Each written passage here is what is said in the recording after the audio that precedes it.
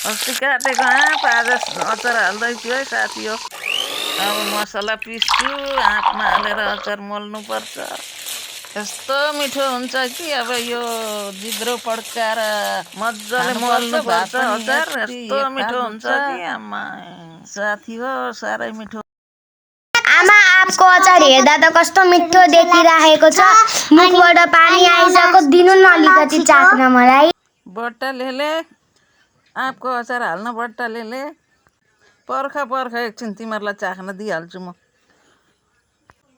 पर्ख दिन्छु, मिठो छ। तँलाई कस्तो लाग्यो त? रेणुका चाख्ला। तपाईँहरू नि त्यस्तै आँपको अचार बनाएर खानु होला। भात रुचाउँछ, मिठो हुन्छ। अब यी बट्टामा हाल्छु, बट्टामा नआँटेको अर्कामा हाल्छु। अब कति आँट्छ बिर्को लाएर मजाले घाममा सुकाउनु पर्छ, बिग्रिँदैन, पछिसम्म खाना हुन्छ, राम्रो हुन्छ अचार।